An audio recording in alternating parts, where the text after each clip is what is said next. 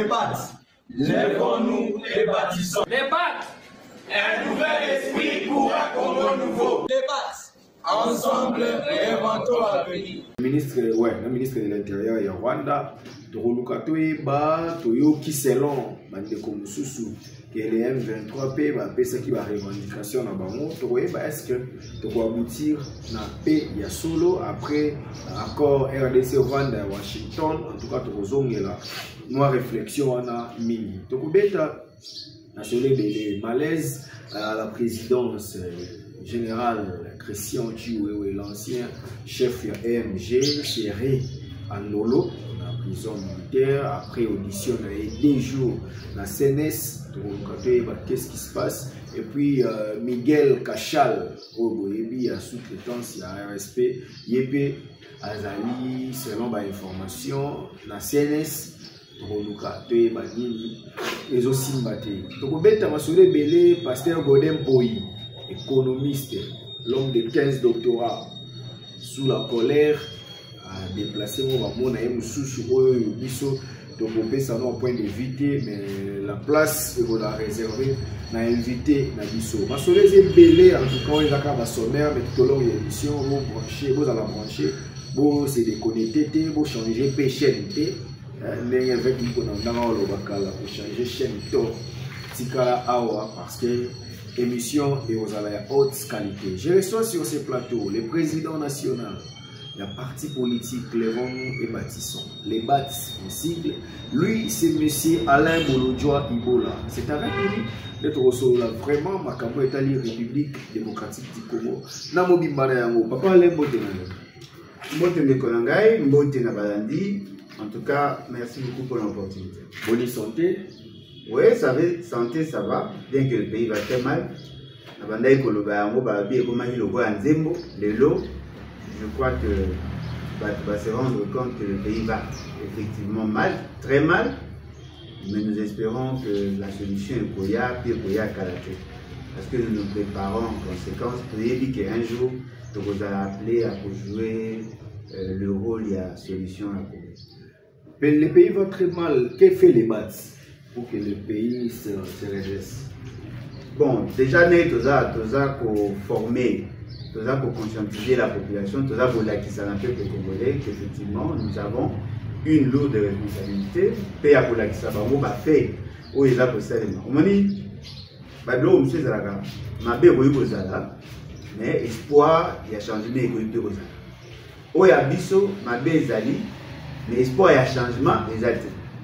Justement parce que nous n'arrivons pas d'abord à identifier le problème, les acteurs, les motivations, mais en même temps préconiser les solutions. La solution, par exemple, ceux qui ont un problème dans Nzala, dans le cas du Congo, nous avons 2 éventualités, 2 possibilités, soit d'importer, soit de produire. Tous à importer ma baie. Tout ça pour produire presque pas, par voie de conséquences, mais tout ça pour les Landala, pour risquer et perdurer dans les temps. À force, ça crée un déséquilibre au niveau de la société. Et dans ces déséquilibres, ils ont pour bâtir davantage le problème. Pour ça,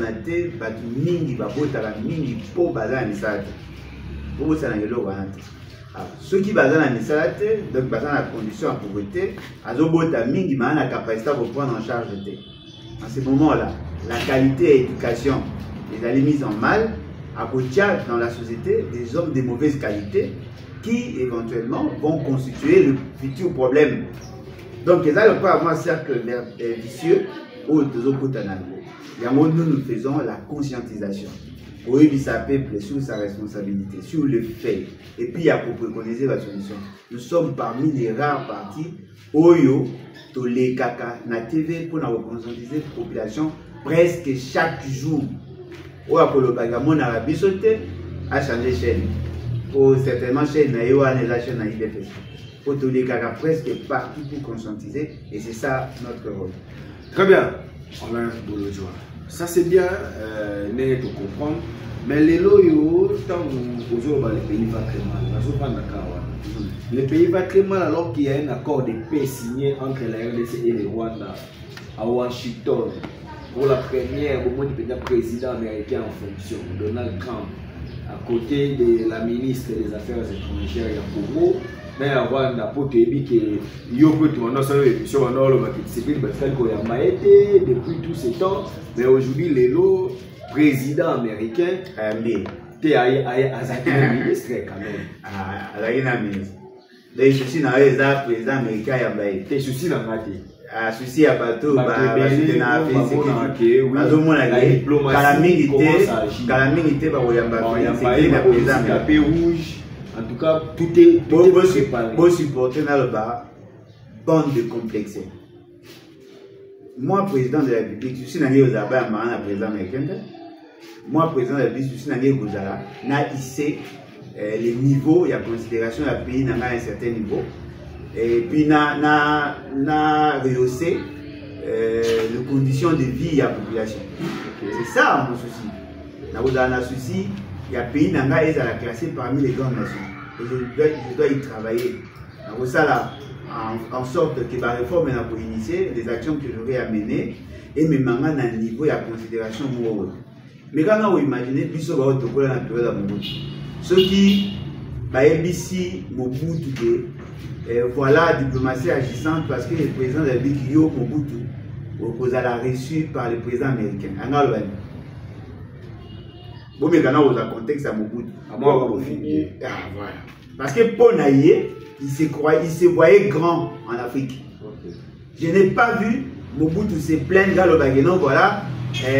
Comment Bazo Lukaba Yambangate pas président Nayoka Mote. Oh Nayebi Zaika Nasuka. Non mais Nayoka Mote parce que celui dans Zaki moi mukeke Nayoka te. Na inventé. Nasuka tant à comment il a problème à santé, il a Zaki na problème aux visa, il y a pays mort pour pas faire se faire soigner.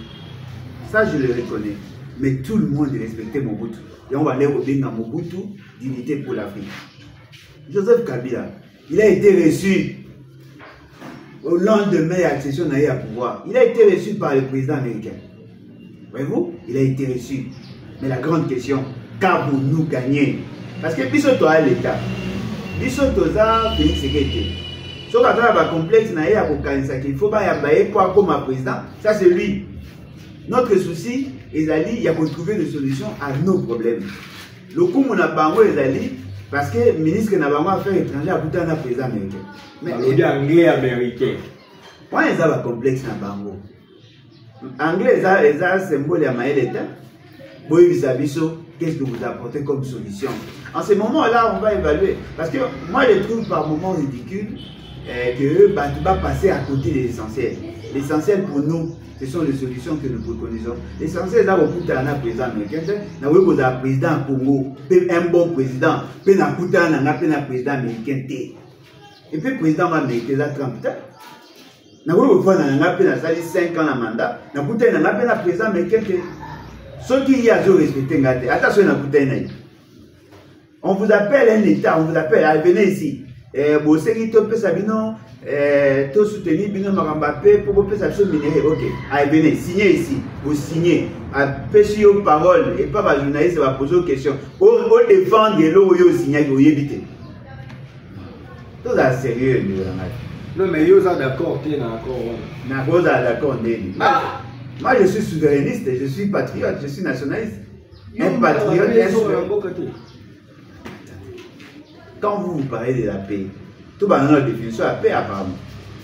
Pour Nabino, l'absence de la paix, il y a aussi guerre au AFC-M23, toute l'insécurité qui se vit dans la partie Est. Ce qui poursuit la question sécuritaire dans la partie Est, il y a combien d'intervenants? Il y a combien d'États au bateau pour protéger la situation Est? Il y en a plusieurs. Voyez-vous, il y a plusieurs groupes armés, plus de 200 groupes armés. Ceux qui Rwanda pour entretenir et payer, c'est 75. Voyez-vous? Mais pour les restes, il y a un groupe autonome et le groupe soutenu par d'autres États. Qui ne sait pas que ici au Congo, nous avons un problème dans l'Ouganda avec les ADF. Nous avons un problème dans le Burundi avec un groupe Nabangouizalaka. Nous avons un problème dans Rwanda avec FDLR où on va prétendre. Mais il y a d'autres groupes armés. L'insécurité part de l'Ituri Tina Nord Kivu. C'est cette insécurité qui me préoccupe en tant qu'État, en tant que population. Mais ce qui bino boyebi singa que vous signez un accord de paix avec le Rwanda. Ce qui accord on a vu des attends moins bien. C'est-à-dire on va résoudre partiellement le problème sécuritaire dû à l'influence du Rwanda. Puis alors na Ouganda, na Burundi, na Soudan du Sud. C'est ça, parce que bino boye définir paix ma paix. Et puis dans le cas de l'accord Rwanda, j'étais parmi les premières personnes à l'avoir critiqué avant la signature. Parce que par rapport à ma bout d'informations de Zaki Nango, je savais déjà qu'on avait mal négocié. Et d'ailleurs, l'intention à Félix Tshisekedi en allant vers les États-Unis n'était pas de nous amener un accord de paix signé avec le Rwanda. Il y a Yakite Awa, Ayaki Koyebi Sabiso Teke, à les États-Unis pour signer un accord de paix na Rwanda. À Kendaki les États-Unis, n'est-ce pas, pour convaincre les Américains, côté la biso par rapport à la situation de guerre. La formation de nos personnels militaires et civils rattachés a dans la possibilité, il y a un équipement militaire, c'est-à-dire le transfert technologique, afin que tout soit capable, il y a qu'on défende, pas seulement combattre, qu'on se défende, pas seulement contre les attaques du Rwanda, mais contre toute éventualité à l'attaque. Parce que nous avons 9 pays voisins. N'oublions pas que nous avons 9 pays voisins et nous avons des problèmes. Nous avons été fragilisés. Nous sommes aujourd'hui, l'État s'est déclaré incapable de défendre nos frontières. Voilà pourquoi Félix Tshisekedi a Kendaki vers les États-Unis pour nous mettre sur tutelle. C'est ça. Mais je vois, au lieu qu'il y ait la solution, il y a pour ça qu'il y a une trop bien. La solution takeaway, du genre, des Sibalamba, exposer un mot, un emballage,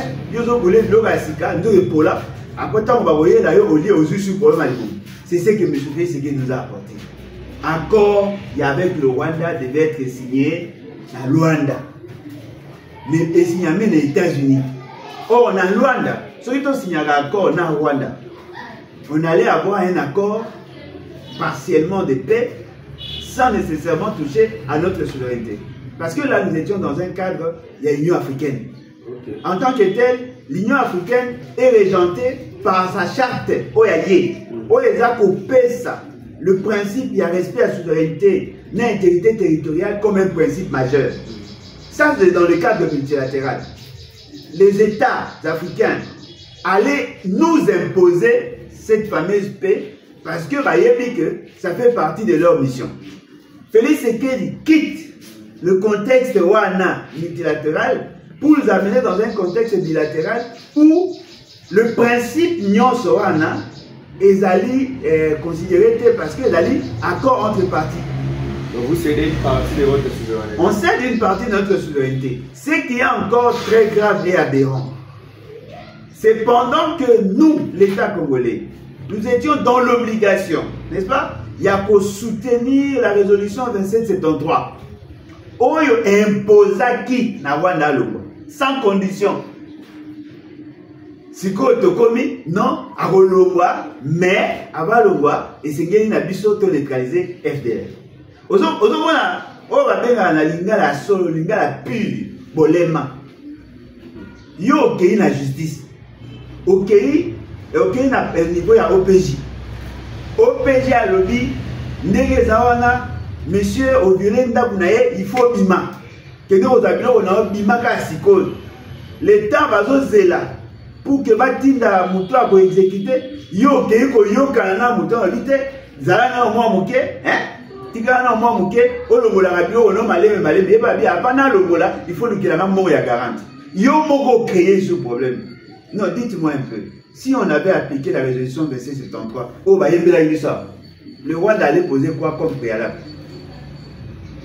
Le fait seulement que Bolema et l'équipe Bango va comprendre que Bango Moko va s'illiciter à la résolution 2773. Parce que dans cette résolution, les États-Unis, qui est membre permanent dans le niveau du Conseil de sécurité, avaient déjà apposé sa signature. Bolongwe dans le cadre multilatéral, Bolongwe dans le cadre bilatéral. Tant que vous par rapport à la résolution 2673, Rwanda pression, non. déjà makambo évolué biso na Congo déjà toyokani lolenge ya kosala aboyi bisanga teke ba maele ndeko nanga pasi nde yango wana donc on a eu ministre Kaikwamba à Saïna Elote maman wana azaka abonzenga aza mwasi moye toloba pe mingi te azaleki na biso mwana na biso moye toloba te naza bazaka babebe oyo obwaki na ye na mai osukolaki na bassin obwaki souka incompétente c'est méchant.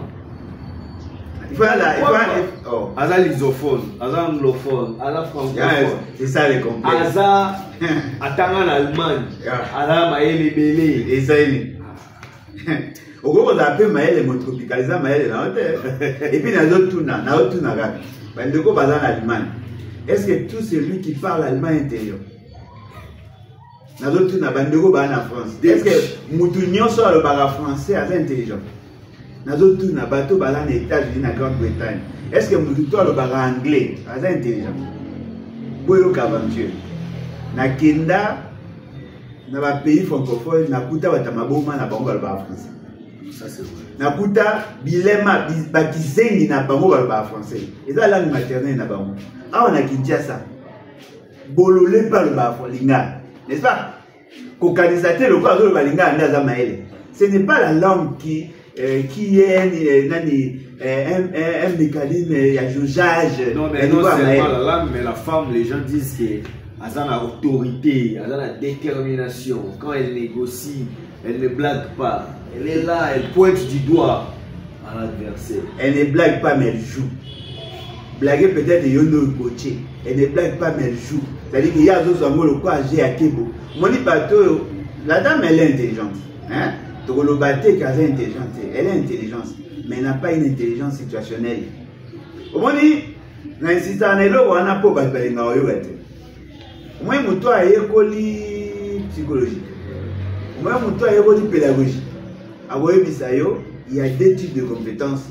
La compétence disciplinaire et la compétence transversale. La compétence disciplinaire, c'est pour ça, journalisme dans l'institut. L'Institut Nabino a un enseignement mingi passe par là. Et comment université des sciences de l'information? Comment université, voilà. Gloire à Dieu, comment université. Moi, l'université Nabino a formé aux armes maëles dans le journalisme. Ce qu'on soukika dans le journalisme, au comme le automate. Tu vas assumer des fonctions, il y a exécution. Mais ce qu'on dit comme la compétence, la compétence, il y a conception, il y a la politique sectorielle. Il faut avoir une intelligence pluridisciplinaire. Hein? Pour avoir la compétence transversale. C'est-à-dire qu'il faut y avoir un bébé. Parce qu'un gestionnaire, il doit avoir des notions d'éducation, il doit avoir des notions de droit, il doit avoir des notions de finance.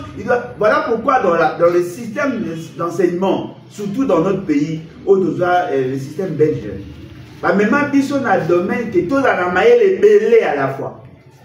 Mais quand on a il y a le modèle d'analyse. Et là, la méthode de recherche.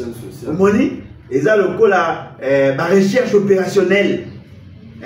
Aujourd'hui, la méthode quantitative. Aujourd'hui, mathématiques. Aujourd'hui, tout ce qui a trait à l'analyse. On vous apprend comment la logique formelle, logique et tout. C'est-à-dire, on vous apprend comment modéliser votre raisonnement. La dame, Aïbi Koloba français, elle a servi le Rwanda, Bobo Sanate, na CV Naïe, elle a travaillé en faveur du Rwanda pendant plusieurs années. Na Katiwa, na Netoyo Kaka, bien que tu as la certitude, elle serait tout ça, hein? Oh, bah, nous sommes bien, j'en trouve les consorts, et la dame arrive. Akutaina Moutoura Félix Sekeli. Ce qu'on fait, c'est qu'il y a le quoi, bateau va poser quelques questions. Ce qu'on fait, moi j'entends le bas. Oh là là, comme elle est intelligente, elle a un cerveau de plusieurs étages. Netinga personne n'a coûté un moutaïbi que le anglais. N'a pas voulu qu'il le bien. Mais tant que le coûte un mouton à yebi que le anglais bien, Alors, comprendre que l'anglais, on a la monara, et ça, anglais à moté. C'est comme à notre église, dans notre église, il y a un enseignant, attends, qui s'est anglais.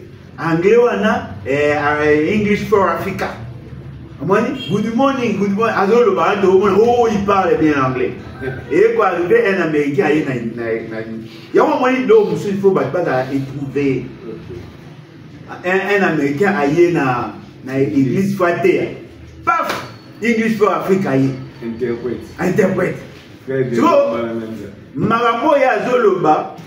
Biso to kanisa ka Zoloba bien. Au moins, tu vois, ceux qui ont traduit en anglais, Marambo se to Zoloba, interprète à comprendre Marambo Zoloba te. A tout na siko, o Zoloba ni. Tu vois, biso to mulege, Marambo ya Zoloba biso là. Heureusement, il y a une dame de notre église à Kola, les États-Unis, à Yebi anglais, où il y a Américain Baoloba. À Yebi si pasteur, Marambo et Zoloba, maman a monté, pasteur a tindé à remplacer. Ce qui est surprenant, tant ou kaka la sœur Wana a commis qu'on traduire, Mbarambo a senti que pasteur Wana a commis souple. C'est ça en fait. Les gens pensent que cette dame a la capacité de nous représenter parce que Mouto Azaki en face naïe, il est mort à Nengaza. Oui, Nengaza.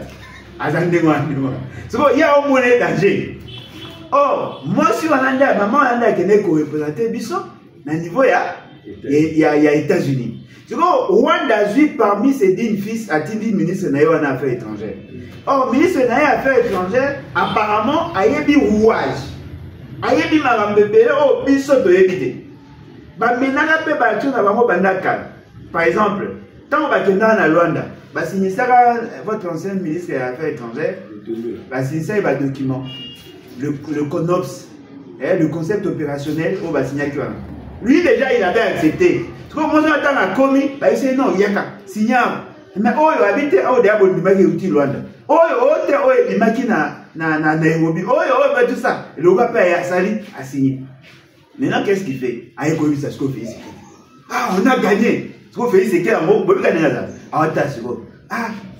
Non-violation d'intégrité territoriale. La souveraineté. Oh, on a gagné. Non! Papa, Tanga. Tango Tanga. Au monde qui a encore, c'est un pire torchon. Tu vois, Mouto a représenté Bisso. Il y a un monango. Et ça, le coup, là, ça, il conquête. Alors qu'en réalité, en substance, ce qui est écrit là, ça marche sur notre souveraineté. Parce que les gens, pour ça, allez, bon, on a compris des marches nayo au municipal de Washington, encore on a comme intention. Mais tous les gens doivent. On va une continuité dans le Doha. Continuité dans le Doha, c'est belé Doha.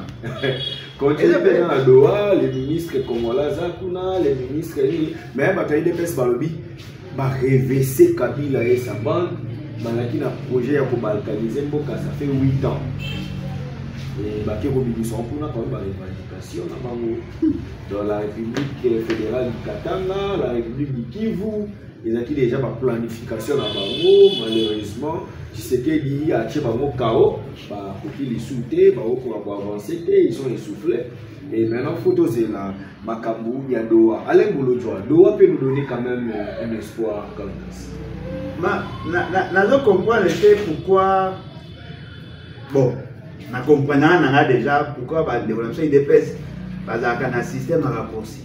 Vous voyez, les années internet pour que les calculs au Bassala, il y a un peine, qui comme na gare centrale à 17 km. Vous voyez, tous les billets. Gombe, gare centrale, il peine à 17 km. On a tout le temps, on a 15 de ce qui est changeant. Si vous avez un monique, si vous avez là, il y a 17 km, il faut que là, il y a aux zones, pompage, à côté, maison communale à Galema, à Bimi, à côté à Chanik, il y a moins de besoin. Pour tous les raccourcis, habiter, boyer et sa musique. Na beta raccourci, na kene maman dia sembao, na bimi 24 après na kene. Ou comme avant, nous raté comme on quand church, ou raté comme on kitambo magasin, ou raté comme on parce que nous le raccourci. Bino boké na doa. Vous avez na poso ke doa? Bino okenda bozali na posa ke droite. Bino bozali na posa moins d'escarmouche. Bon banana opuna omoni eloko boma bino ezali. Vous n'avez pas de modèle d'analyse. Bino bolobai ke bosa guerre. Monter en puissance. Moins d'escarmouche. Ce qui kaka ça c'est moko, pas deux. Lisez sur mes lèvres. Idée la bino langwana, pas deux. Ce qui kaka congolais moko à koufi, pas deux. Lisez sur mes lèvres. C'est ça ce que vous avez eu comme objectif. Aujourd'hui, lisez sur mes lèvres, ils ont sauté. Et comme il est là, négocier avec les pantins.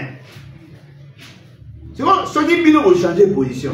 Et que Bango va obtenir et l'autre Bango va s'engager. Qui ont gagné? C'est bon, tant que vous négociez dans Bango. Vous avez quoi? Et là, on est bino au tiers à Bango pression. La seule chose que vous tirez en pression, et la ligne que vous sambisaka, nanga bokondanaye, et la ligne que vous kamara batuna Bango va en prison. Mais Bango va un espace. Bango peut pas être prisonnier na bino au Bakamaguna. Bango va gérer. Bango peut vous la nyonso te, guerre ou mais la peau Bango va perdre et l'auté. Pour tant que bino vous portez la Bango espace te, tant que bino vous récupérer espace na Bango te, Bango fa na Bango qui vient. Bon habité, ceux qui ont signé un accord na Rwanda va soutenir sous Bango te. Oui, il va soutenir Bango te. Mais est-ce que Rwanda va exploiter matière? Et dans l'accord pour signer dans les États-Unis, il n'y a que deux pays qui sont liés à cet accord, le Rwanda et la RDC. Pas l'Ouganda, pas le Burundi. Parce que vous n'avez pas de les noms de Toro Loba, rapport en ligne, relation en ligne des alliés entre AFC M23 et Ouganda. Il faut que les frontières vous n'avez pas transacté. C'est-à-dire, à ceux qui vont gagner dans Rwanda, Bango va vivre na Bango. Tu vois, bino mission na bino zali, il y a compétit ça mutu nyonso a occuper espace na biso. Na on poser question. Situation à remettre ces gens. Yo so mona boko nzabolema oyo, ya boloba que non voilà, toza ko tinda ba soldat ba okende vers Qatar kanani non ba okende vers province en ligne. Ba okende Tanganyika pour que ba attaquer à partir à suite qui vous peut ba côté. Non, mais tout est sérieux. Opérationnellement, vous représentez quoi? Et l'autre. Ce qui veut dire, et l'autre, ils ont l'air avantage. Bango, na folie, na bango, balobi. Balobi, baza d'accord, ils ont signé un accord, parce qu'ils sont en position de force. Mais balingi bino, botika batu na bango, ba gérer espace wana pendant 8 ans. Bon, organiser ba élection, et ba côté na ba institution, et ba côté na ba gestion, na ba sécurité. Ce qui vous boit, quel est votre plan B? Pour Bango va obliger Bino 8 ans. Pour gérer cette partie. Bino Sigo, et l'eau ni Bino Bossal. Bossal n'a pas guerre. Mais si vous allez guerre, n'a pas mot. Sigo, encore Bino beaucoup, mais c'est réussi et réussi. Toujours il y a un cas de départ. Tu bois guerre, parce que guerre va beaucoup faire. Tu as préconisé diplomatie et tout ça. Mais quand vous allez en négociation, ceux qui sont forts vous imposent leur volonté. Qu'est-ce que vous allez faire? Il faut faire la guerre. Tu vois, vous la guerre de l'Opoani. Pour vous lobby que vous beaucoup fort. Mais ceux qui vont la guerre, avec quelle armée? Avec quelle armée? Mais l'armée déjà est ficelée. Ah, exactement. Le général Christian Chiwewe, qui est aussi pasteur, ah, dis que gars, vous avez intimidation à pasteur. Non, mais c'est un pasteur. On ne peut pas être pasteur. À payer, il a réussi la paix. Il y a Nani. Ministère. Nani a béga qui est. Non, c'est un pasteur responsable. Ah. Mais Nani a béga qui est. Non, restons politiques. Yosa frère. Ah, n'a évité ni. Moi, dans ma débat. Moi, ah, heureusement précisé. Ils ont considéré comme pasteur. C'est un pasteur, mais général. Mon ici, n'a pas été pasteur. Nous avons mis 5 millions à battre. Le bagage. Général Christian Chiwewe, 2 jours dans la CNS, Conseil national de sécurité. Puis après, Rimer est en la dans la prison militaire. On va reprocher qu'il y a ça une tentative de coup d'État. yo ko yeba kama informatique au une conversation on va grandir abandé ko sola je ne sais pas avec Kabila ou avec Nanga parce que tu as pression tu dois utiliser le plan B avant que tu sais que les États-Unis il pas que ça va non beau nous en tout cas le temps n'est pas bien tout ça Bakani bref à la il a voulu faire le coup d'état avant que le président s'envole de l'eau grâce au service intelligent il y a République du Congo. Année et ça là, Bakani va ici. À ça les débats de 0h à 5h. C'est ça qui bête d'amis quand CNS. Bref, va maîtriser, va faire ici voilà. Bakani n'a pas entourage. Est-ce que cette armée pour gagner? Tu es victime, il a compris, il était loyal avec Tshisekedi. Tu es victime, il y a un entourage à président Tshisekedi, il y a un bangaye, il y a un coup d'état. Pour nous, tu es à coup d'état, à rater, tu es à victime. Soit tu as compris, soit tu as déco, la président. Bon, la question là est complexe, c'est une question sensible. Ok. Pour ne pas donner la possibilité à bateau balinga bakanganga base occasion na autre guide d'unions na zo le baron na masses o ya comprendre à comprendre o ya comprendre l'Italie ceci na ngeza na loba mais na loba te pour yo comprendre le risque bakanganga na zo poser na la question est-ce que c'est qui a boya pour l'état a poser question est-ce que Félix c'est qui a condamné la pour l'état acte ni déjà il y a ça là où il a ça qu'il y a boya pour l'état. Non, en plus, acte il a ça que Félix qui encourage les gens à faire le coup d'état. Un président de la République assassiné dans son bureau. Mouto Bassambi Saraba Konanaye, il est sorti de la prison par grâce présidentielle. Il a été promu général de brigade. Le nom de Théo Loba a commis général-major. De manière à titre exceptionnel. Un civil a été nommé général à titre exceptionnel. Et dit qu'à peine, on va une armée. Tu vois ça? Pas pour moi.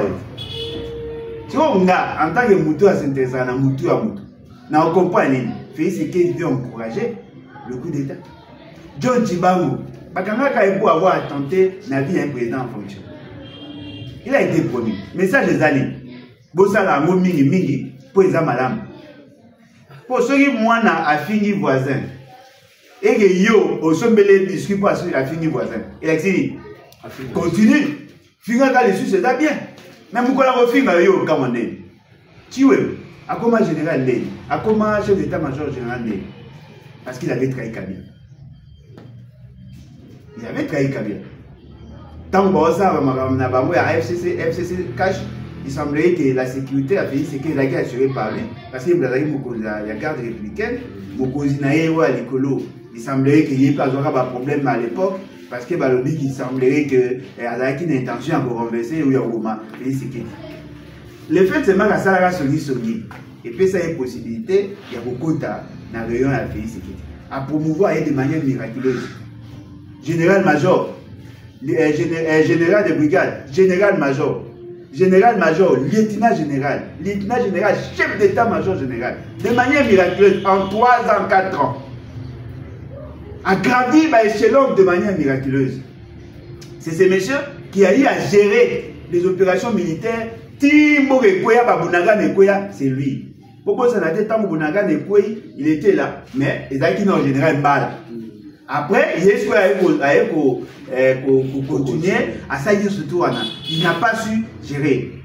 Moi, j'ai connu des problèmes dans ce pays pour avoir critiqué sa gestion. Dans le pays, il y a un problème. Avant qu'il y ait un là, par rapport à Makamou, il y a Bédengalema. Il a réagi à l'équipe, tout le monde va politicien, mon positionnement, parce que je l'avais cité. Lélo, Binobo a attaqué point. Boulibo a attaqué pour Bolobi que Aïga a tenté na vie à faire. Mais Makamo, il y a Salama B pour l'État. Bolobi la guerre a été mal gérée, n'est-ce pas? Guerre, la guerre mal gérée. Vous l'avez lié na chef d'état-major général parce que vous le soupçonnez, le fait seulement qu'il est katangé, Moussoïli, vous avez derrière lui, il y aurait tout ça de connaissance. Vous l'avez botier dans le garage, vous comme c'est conseiller militaire à la présidence. Vous comme ça il point. Mais il y a haute fonction. Non, haute fonction politique. Vous comme ça il y a pour nani. C'est tant que vous tenez au camera téléphone, tant que vous tenez au camera téléphone, intention le seul. Pour message au bino beaucoup de temps pour vous gagner téléphone. Mais intention vous tenez au lukilaï vous avez. Et boluka bateau avec moi ça fait ce que m'a dit. Pas na deux watts. Mais vous copiez n'abo. Hein? Donc c'est non mandat il a ça m'a dit. Mais bateau ba on dinga ba ça bino m'a dit pas na deux watts. Mais vous copiez. Il y a au moins na ici na bino ezali que. Ba débat na bino wana. Ngana okota onde? Susi na ngezala. Soki bomisa na bebosa na mbamba. Biso to ana pour sa solution. Arrêtez de distraire. Quelqu'un qui trahit la nation, vous l'avez promu, c'est lui qui vous trahit, vous voulez les sanctionner. C'est ça la sécurité? Donc qu'est-ce qu'on a un aspect psychologique? Il y a un groupe de haut-officiers militaires. L'essentiel d'entre eux qui sont arrêtés, fort malheureusement, sont des lestes. Tu vois, Nanga, Kabila et consort, va au Bali. Bino bozo traqué par militaire ya est. Ba soda o ba na se ba o Kansani. Qui va servir na ba mo écoloté, va servir contre ba o ba mo ba béni ba communauté na ba. Vous jouez en faveur de qui? Vous créez de la psychose. Vous avez créé sisiparité au sein de l'armée. Aujourd'hui, l'armée est divisée. Mais comment allons-nous gagner la guerre? Ce qui, tout celui qui parle Swahili doit être soupçonné de vouloir faire le coup d'État parce qu'elle a la même langue, zone linguistique, dans Kabila. Est-ce que dans a aussi été cité tout en étant conseiller? Non, François Béla a été cité, il a été arrêté parce qu'il était en conflit avec une dame. Ah, ok. Mais après, François Béla, tant on va kangaki, parce qu'il y a un coup d'État. Bakuta 4 zonkions. Bazonkion na bureau ya parsec na 4 bazonkion asombali soni na mboka oya kendaki aye na mboka pesa ba akabela ba 4 bazonkion yango engasa ya moko leta siko ya chiwewe engasa pour leta nde bino bato bolo bana biso ponga na lani bino te bolobi que non engaka ça la opération moko avant que Félix Tshisekedi akende États-Unis Félix Tshisekedi akende États-Unis quand ok, nekam. Moninga, ceux qui n'ont pas bino, n'ont tique information na fali si amo nga mona geni. O siko wata bokanga ya boba. Bo ça, pourquoi dans la maille était que botigi ba mo ba opérer après bosali bosu ba moi neto. Pourquoi tout ce que vous faites les gars na télé? Nyonso bino boyebi, batutu ba yebi. Mais o batutu ba yebi bino boyeba te. Voilà pourquoi je pense que les débats wana, ce sont des débats. Il y a pas de distraction. Nous voulons qu'on établisse des responsabilités par rapport à la gestion de la guerre. Comment sommes-nous arrivés à perdre Goma? Bon, le bâtiment. Posons le bâtiment. Voilà pourquoi moi je pense que vous voulez nous distraire. Miguel Cachal Katel, DG de ARSP, Yépe, Azar Oka. Bande comment balobi, de comment ça les réflexions, a dit. Pour être bateau, bah ça a pembé de Félix Tshisekedi bah soukra. Ache Kaboun, Nera Zalaki, Kaboun Lolibata, Charlie Nete, Ache moi batebele. Lelo Ache Chiwewe, Ache Sigo Masuka, na 2 personnes. Et on a dit, on va avoir confiance à chef. Bon, Miguel non Yasuka non na ministre. Les amis, bateau va s'appeler le président. Bazo soit Badiabo. Miguel Adana Kabila. Yeba ngo mutu nyonso azaki pembe na Kabila. O aza ko sala ba déclaration intempestive té na sens ya ko soutenir aveuglément Félix Tshisekedi. Ba mutu ba soupçonner. Kamel. Baati. Il y a un moment où il a changé de stratégie. Il y a un moment où il a une déclaration, le corps parlementaire est debout. Il y a un moment où je suis avec vous. Félix Sekedi a peur de la notabilité et à partie Est. Ça, c'est une évidence. Ça, c'est connu de tout le monde. Mais Mouto et le Bioan, je suis sûr et certain que parmi ces dossiers, il y a certains dossiers qui sont sensibles. Vous savez, le mal avec M. Félix Sekedi, Azan a plusieurs précarés, essentiellement tribal. Ce qu'on a quatre précarés naïfs. Batu mingi ba ignorant. Bakoki ko soupçonner yo le simple fait d'avoir émis un point de vue contraire na bango. Omoni Wondo. O bakaraki conseiller Jean-Jacques Wondo. Bakaraki Poani. Le fait d'avoir présenté un rapport à la note technique et note d'information par rapport à la situation sécuritaire. C'est qu'on bateau batangi ba comprendre la moté. Mais il y a des makambo à yebi. Nini makambo à lobaki yango et salami. Bah bien, donc, Azawana, seule preuve besoin qu'ils aient une photo où il y a Kamaki, na Christian ou Kamaka, ou à Sarangara Sala, ou à Genabo Makamé, Christian Malan. Parce que maman va déduire, va dire voilà, le quoi, il est pas eu Kamabego, c'est donc il est détenu. Il a été arrêté, il a été torturé. Aujourd'hui, il est en liberté. Ceux qui ont entourés par des ignorants, leur ignorance devient un obstacle, même pour ta propre sécurité. Kiaboula aussi est également victime comme ça. Kiaboula, Azagana Kabila. La notabilité à Katanga, bah, on a position à Bango par rapport à Kabila. Au moins, ça y replie entre eux. Vous avez la communication, on va communiquer en faveur, il y a vision, on va Katangé. Bah, vous savez que Bango, non, le pouvoir actuel s'acharne contre les Katangais. Bango, ça là. Tu comprends, on a Bango, oh, Bazan, na Félix Sekedi. Parce que vous êtes en train de trahir la communauté. Certainement qu'au niveau de la communauté, on va bien dans la communauté, il y a une forte pression. Un jour. Aïe, si on a le certainement, c'est un qui n'a et pas Batumoro, a finga Kabila pour la Kisake.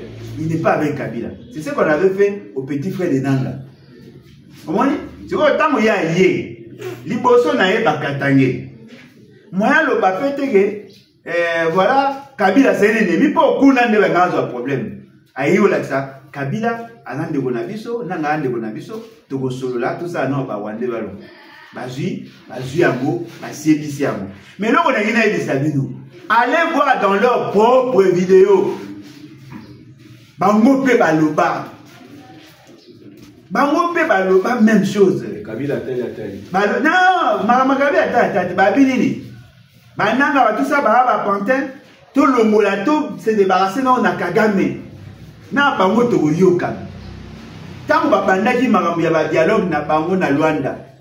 Tango babandaki makambo ya Doha. Ils ont dit la même chose. Mais il est tombé ma bête pour nani. Parce que poste on les a peu enviés. Voyez-vous? Ce qu'on bateau va envier à la poste, on a passé d'ici à Ngo. Va passer ce qu'on a en communication. Le quoi a déjà un communicateur, il y a IDPS, ma mille de la capé, ça va me salater. N'a pas frustration, n'a pas mot, que ma famille va voler à Kuna, va nous sauver à rater. N'a incompétence, n'a yé. N'a le fait qu'il est sur le téléphone, va s'agir signon sur Anna, va fouiller plusieurs fonds. Mais moi, je lui demande, le fait c'est moi qu'on monnaie l'eau, va saluer. Fais ton choix. Dans le quoi à Godin pour ça, je suis bon, on a avancé, mais les intentions qu'on a droit dans un élément intentionnel, il déjà fait cette position, moi, en rébellion. Si je n'étais pas pasteur, je n'aurais pas dit ceci ici. Si je n'étais pas pasteur, je serais déjà à Goma.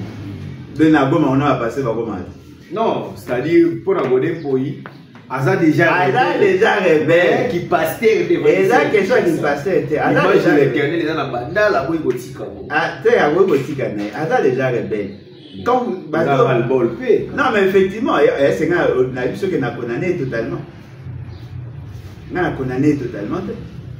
mais je constate seulement qu'il a encouragé Nanga il a justifié la démarche à Nanga. Ce sont les frustrations qui justifient. Ah, avant de condamner les rebelles, condamner ceux qui créent la frustration. Exact. Et là, le Biwana, c'est ce que les autres disent. Bino bozo finga biso, bobenga biso, bavoyou, pour na benga nanga voyou na bato. Bobenga biso bavoyou, mais bozo yé batte que bateau va pousser biso to koma na niveau bazana bino na Kinshasa. Paf, nous tenions sacré à l'équipe na TV à l'Obi. Alobi makamsu moi le batte pour a comméli fait ce qui a passé ultimatum à 2 semaines. Ce qu'a sali na 2 semaines on a été lui va a limisa ba arme à destruction massive pour que a faire entendre sa voix à boutiga ya moté.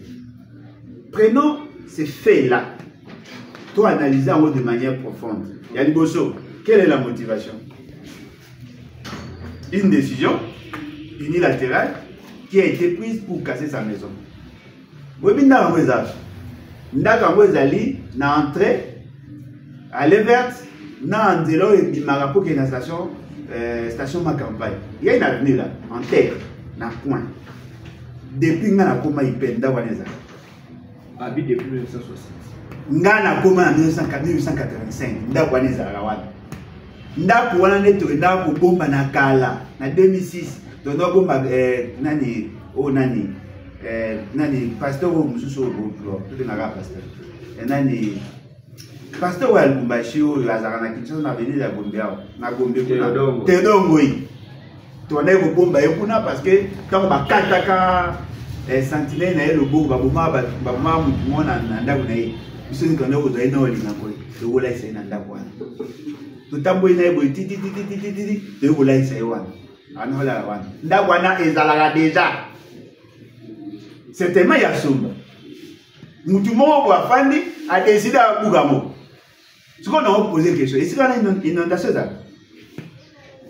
Bon, il s'agit de Bougama pour empêcher Maïleka. Tu as ça, c'est ça. Et là, on est beaucoup de gens. Et vous, vous avez ça, oui, ah, Ndéonanga. Ce que vous avez ça, pas d'accès. Ah, Ndéonanga. Et vous, vous avez ça, et vous, vous avez ça, bah, il y a beaucoup. Moi, le roi dit, le roi va conduire à Belema, il y a un démon. Va conduire à Bino, il y a le Inge, va ça, c'est le système d'Eli. Va jouer une décision, va boucler à la construction anarchique. Tu vois, par moi, va profiter pour se rendre compte. N'est-ce pas, va boucler à mon fleury, va dire non, va donner pour permettre la rivière. Va boucler mon panzi, mais nous panzo et ticaliper la rivière, va tiki. Bon, que nous retard, c'est comme mon panzo, va boucler. L'essentiel, c'est qu'il y a Kabila. Oh, n'a-t-il dit ça? Babouki, 2 hôtels, sur 2 hôtels, na maison Modagana, entrée Montfleury. Babouka pour les abattre Kabila. Mais dans le y a Montfleury, na sur le côté à gauche. Pendant que Tongami, Batachiseke, Batigi. Mais bien, on veut que Babouka tout au long de la rivière. Mais pour la nuit, Kakawana Botigi. Au moins, il y a un ébissagayo. Au moins, il y a un abisso, il y a fer foncier. Acacia, Madame Acacia Bandoubola. Dans l'initiative de Bobuka na Bede Galema. La décision elle est courageuse. Mais l'applicabilité va poser problème. À ça, Bandi? Non. Pour un niveau de la mobilité. Parce qu'il y a une décision interministérielle. Oui, pour la mobilité. Parce que le loup ne se mange pas entre eux. Ce qu'on connaît pour la mobilité. Et quelle frustration. Maintenant, imaginez, tout le monde est en droit d'avoir des maisons, sauf Yo. Pour qui peut dire que Yo, ça va me loter pour avoir un pouvoir. Et combien de règlements de compte? Sur le cas de Zali. Alors, quelle frustration? Ce sont ces frustrations cumulées. Ne pour ça pas les là. Beaucoup de gens. Yé qu'on a katina yé. Ana instinct wana. Il y a survie. Il y a pour défendre ce qu'ils considèrent comme un droit cristallisé dans la Constitution. Quand vous demandez que bisous que tu dois attaquer, mais l'eau est poussé à ça là, et ça c'est injustice. Mais pourquoi injustice? Déjà il était attaqué par la Cour des comptes selon lui. Ouais, on les a Yvonnerie Langagère à Benny de Con, bien qu'il n'a pas totalement tort. Mais faudrait-il le dire? Parce que l'IEP, il est géré par un protocole. C'est un député. Il ne peut pas traiter les institutions des animateurs des institutions de camp. Il a d'autres instruments. Atikela wana atikela bakabouya. Bon, il n'est pas appelé à député formal. Atikela bateau ya ba niveau bataille de pêche. En les disant à Fungoli front.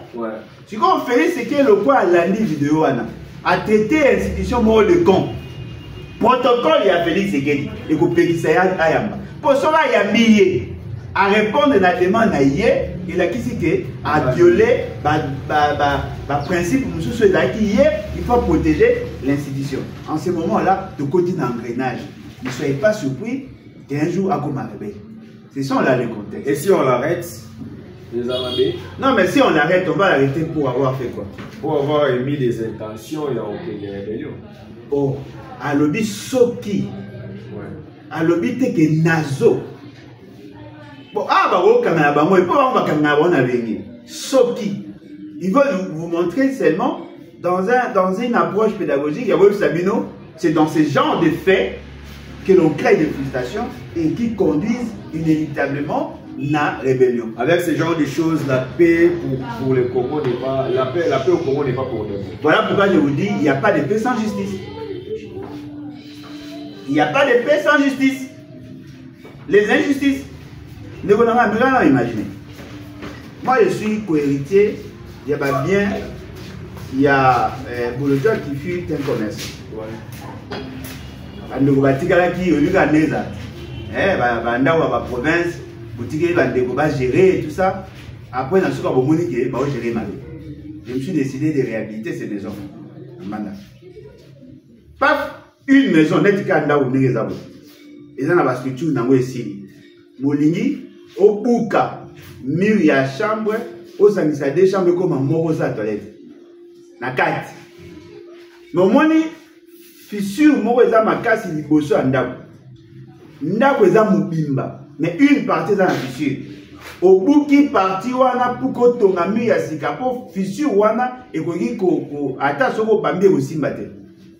On vient, on me dit, je dois payer l'argent pour avoir permis de construire. Votre pesanga, il paye quoi le lobby. Yo yebite mi paye quoi le lobby. Mais oui, mais votre pesanga, il paye quoi le lobby pour n'attendre. Va spéculer. Ils m'ont envoyé 4 textes. Sur les 4 textes, j'ai lu. Nulle part. Le type, il y avait un travail des Osenga permis de construire. Nulle part. Oh non, et bien lobby, non, permis de construire ça. Le contexte, il y a Osenga permis de construire, va définir paix. Mais le lobby, moutou a ça pour réhabiliter Ndakunaye. Dans le contexte, on a permis de construire. Mais bango va lobby, yango. Et on m'exige de payer. Mais comment sommes-nous arrivés là? Non. Bon, tika misala.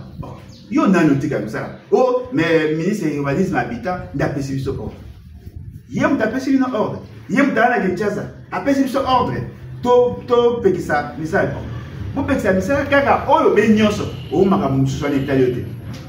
Quand j'ai réagi, n'a une publié. Et ça dit moi maquillé, mais si quoi il fallait avoir l'autorisation et le permis de construire. Ou à référence, dit-le. Yo quand ça voyait mignon ce problème là te pour ça référence pour ça combien la loi te faut arrêter te na tangi ba arrêter belé dans la définition il y a type de travaux et ça pour senga permis de construire type ya mesala wana ezate. Si vous voulez changer la forme yanda bogi bo élargir avec comme plus munene on demande à ce que vous en a permis ceux qui bogi ça avec comme en étage. On demande, mais si vous faites les travaux, il y a pour réfectionner Miro et Boukani et que la forme et la structure est changée, on n'a pas besoin de permis. Il faut. Si vous avez commis, ok, pesa mbongo, tout kaosa. Si vous avez Alain Bouloja, vous avez pesa mbongo, vous avez ami. Non, vous pesa note de débit, vous foutez à la banque. Moyen T, si vous avez sur place. Ok. Si vous avez ça, ceux qui n'ont frustré. Et que n'a faible le cas pasteur au dépôt. Dans ça. Mon lien, binon de beau créer rébellion. Nanga zaïdi na binon. Nanga zaïdi na binon. Vous savez, la manigance na binon. Je l'ai promis rebelle. Mais nanga zaïdi na binon. Bino ne beau créer bébé. L'affaire Costa Moutamba envoyé à 2 semaines, Costa Moutamba père de 5 enfants, Costa Moutamba comparé, Costa Moutamba mais Kaza ya Konda. So yo ka essayer à comment mener pour gagner c'est le mot. Ah, bon game Bien sûr. Les gens sont à remorquer, bah bim ça tout la d'autres tambola le quoi Superman. Comment dit ça ils ont changé. Yo l'autre qui pète. Non, philosophiquement aussi. Ah, Ndebonangai. Apparemment, les gars. Ndebonangai. Ah, vous avez bien dit. Yo, son apport, dans les taux, vous avez bien. Ah, tout dans notre banane, on a vu ça, maintenant, le tape ici, là. Madagi na Italie. On va dire, la meilleure manière de se sécuriser, c'est sécuriser l'autre. L'injustice. Et vous foutez le lot pour un pouvoir. Mais le jour où vous perdez le pouvoir, vous savez, vous subissez l'injustice ou un. Comme ça, vous avez un bateau. Avec un faux procès, un procès bidon. Parce que si vous avez crucifiez-les. Vous avez télé, mais bino tout finganga. Bon, bino tout est. L'essentiel d'entre vous, la finganga. Ils ont protégé la colonna. Pour pas dire non, moi si n'a été, moi n'a été. Vous savez, ma 4 heures de côté. Ils ont sauté dans la carte, j'ai combattu pour ces enfants. Il lui fallut que Félix Sekele intervenant à il s'habille que Tisgo n'a pas voulu battre pour vous acquiner. Bon, il s'est surtout pour Marabana Nanyos. Dans ces déclarations à Bible, tout celui qui détourne, il peut avoir appliqué peine de mort. Paf! Il y a un dossier, il y a des détournements. Dans une autorisation, que n'a pas saigné la peine de mort. On s'est référé à la déclaration en autorisation pour saigner les peines de mort. Ok. Au sentir, ouais. Mais c'était juste une intention. Oh. Ce n'était pas une infraction. Oh, les Gonangai. Les Gonangai, tout à sérieux. Ils ont détourné, tout au pouvoir qui va détourner. Non. Même ça, il y a présomption, il y a culpabilité, non? Si vous avez les gens qui sont devant son juge, ceux qui vont condamner, pour faire reprocher, ce sont des faits criminels. Et ce sont des faits répréhensibles. Il a posé des actes en violation à normes. Tentative de détournement, c'est un acte répréhensible. Et puis tentative de détournement, on a déjà consommé parce qu'il y a un bon élongé. Et si vous avez et continue à compte l'État a créé. Il a déjà détournement consommé. Si vous paf, le juge va s'ambitier, va condamner. Si vous va tourner à l'imbolotoi. Entre Barabas, na Yesu Bobini, na on va crucifier Jésus. Crucifiez-le, Barabas. Bon, ça m'a pas Barabas. Voilà pourquoi je vous dis, tant vous êtes en fonction, ça c'est un conseil, tant vous êtes en fonction, il ne faut pas en abuser. Défendre la justice. Moi, je suis défendre la justice. Un jour, il faut bénéficier de la justice. Moi, la justice, je ne défendrai jamais. De la même manière, qui constamment dans ma démarche, je vais moi et non mot, il y a 4 motivations à ma baie. Parce qu'il est en conflit avec ceux qui sont appelés à dire le droit. Il s'est attaqué au magistrat. Je n'ai pas soutenu ça. Mais il a droit à un bon jugement. Okay. Il faut ça, Mamalamou. Bon, il est déjà condamné. Non. Il faut ça, Mamalamou. Pour la ligne jugement, il est irréprochable. En ce moment, il dirait, oui, il a été bien jugé, il avait droit à la défense, il a été bien jugé, il est condamné conformément à la loi, que la sanction soit appliquée. Mais s'il est mal jugé, quel que soit Malambo à Salanga, toi à Salabat, moi je le défendrai. Pour la bonne justice à ma baie. Dans notre constitution, nous avons été suffisamment clairs. La justice reste le dernier rempart. C'est la justice qui garantit le droit des libertés individuelles et collectives. Le juge n'a d'autorité que la loi. Magistrat, mais les juges, vous avez l'obligation de dire le droit. Ce qui vous lobby à vous, vous démontrez que fait vous reprocher et ça conforme et qu'à Sambi Malam, droit à la défense et ainsi de suite. En ce moment, on dit ok, le quoi a Kondi sous davantage pour y aller qui n'a plus de valeur à 3 fois. tu peux une condition aller à 3 fois. Pour nanda on est à zoler ajouter. Et puis dans la prison, bah au cas de suite. À cause ça souple. Au moins pour la prison va répandre déjà. Il est déjà abomi sa prison climatisée, va te à 3 fois tout ça et des petits déjeuners tout ça. Il y a un problème bon tu as une même condition dans la prison il y a le bac. En ce moment là tant que lui oui il a été jugé condamné. Il va passer 10 ans. Il va passer baninga. Va privé payer droit au ça politique pendant 10 ans. Peut-être à tant qu'au le quoi ça juriste. Peut-être à beaucoup. Ah, au commencement avocat. Bah bien là-bas. Ah bon? Non mais un condamné à vos avocats. À commencer avocat. De la scène, à commencer. Et puis dans un jour, on 70 ans, on le Canada, 5 ans, on n'a pas qu'il y ait des sous-magistrature. Oh, oubliez. Bon, magistrat va avoir un condamné. Non, mais c'est ce que je dis, il a déjà 37 ans. Non, mais s'il est déjà condamné pour détournement, alors on doit aussi sur la députation publique, avec vos accords politiques, pour la police va venir qui va. Comment on est? Tu reviens à ça. Mutanga Kagisavaninga, il va Kangia. Il y a un bon bien sur le CPI dans même caméra va répondre à écoute au tweet à Samson Listani, membre réel, né réel pour la à Paris. Mais Bata Costa, Babika a boire Costa. Tant que le télé qui n'a silicité, possibilité, les hommes en babalé, moi je suis sportif. Mais Babika a télé, moi Babi première phrase ouana est football. Bon, hello, moi j'ai ça constant en tant que mon jeune frère. Non seulement jeune frère en âge, mais il est de la génération spontanée politique. Non, on peut se conseiller. Fais tout pour te débarrasser de ton entourage. Bateau va mieux marquer ses entourages. Ok. Moi, je suis na sepela na bateau va na vérité ça na passe pour m'amender. Les applaudisseurs sont très dangereux, plus qu'un virus. Bon, il s'en a choisi pour sa la déclaration ça qui n'a pas été justice. Les choses n'ont pas été faites. Ben, il y a une erreur. Ben, on est bon, il s'en a. Carabas, sorcière, Carabas, il y a une demande. Ngana biro na benga na bateau ba okumsanga.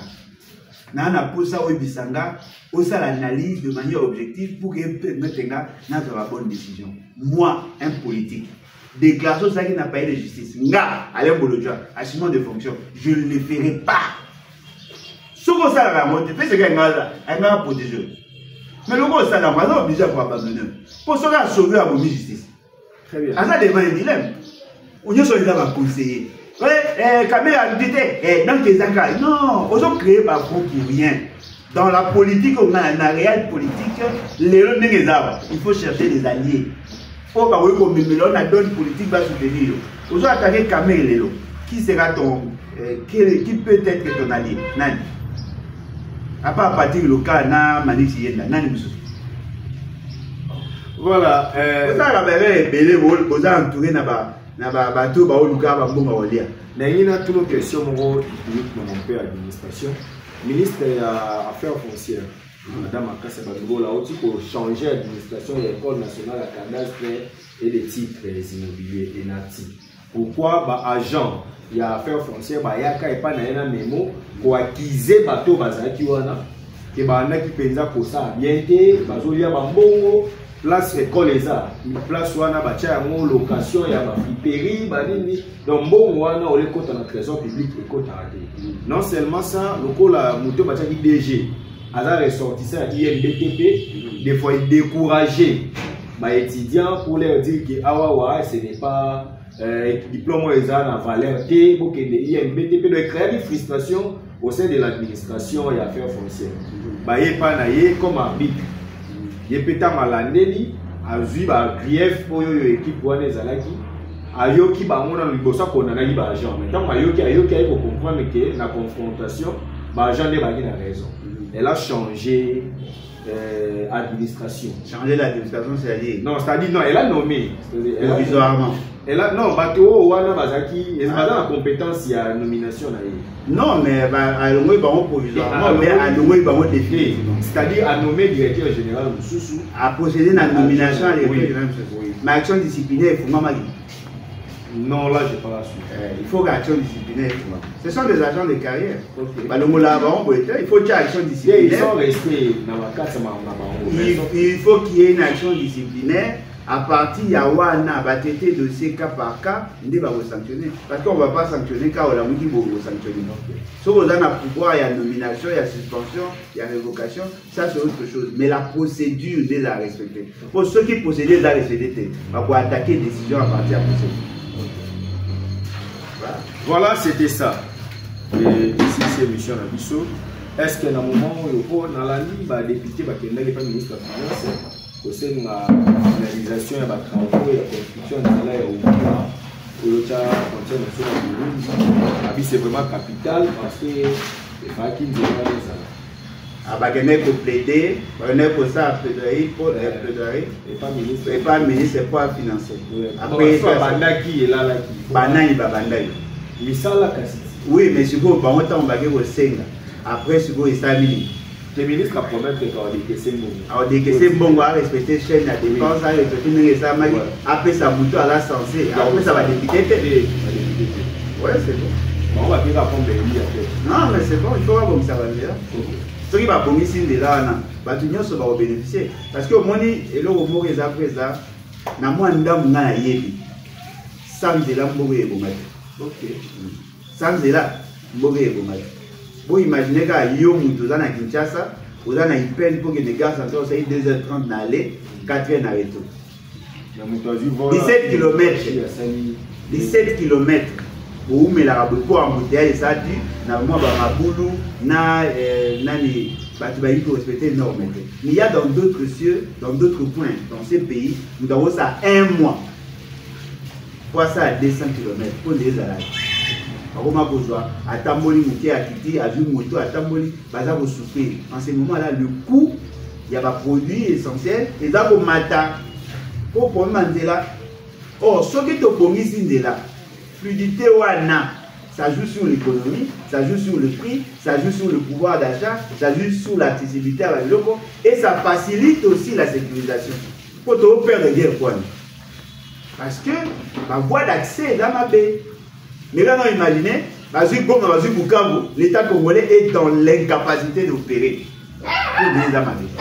Mais ce qui est Congi, on pouvait agir facilement. Parce qu'à partir de Maniema, on pouvait attaquer le Nord Sud. Mais les acquis. C'est mission de l'eau. Merci. Bon, moi je pense que Bondimi a été mort et ma bête. Le quoi Bondimi est mort et ma bête, tout ça. Tout dit la discussion du Kaoki, l'union se va au Bobo. En temps, Félix Tshisekedi, Kabila, Nanda, c'est 3 personnages. Pour tout bon, on dit du Kaoki. On dit ça. Ceux qui Boboy, et la question est Bondimi, pourquoi on va complice naïf. Mais selon la camp de la patrie, ici, les autres, ceci va créer, c'est non, mais quand de la patrie, on a aussi ma moi, mon esprit n'est pas à vendre. Merci, merci. C'était le président Alain Bolodjoa qui était reçu sur ce plateau. Vous avez aimé cette émission, dites un grand merci à l'ingénieur Starly pour la réalisation. En tout cas, nous allons nous retrouver très prochainement pour un nouveau numéro de votre émission Massomodia Politique. On ne cesse pas de dire peuple congolais.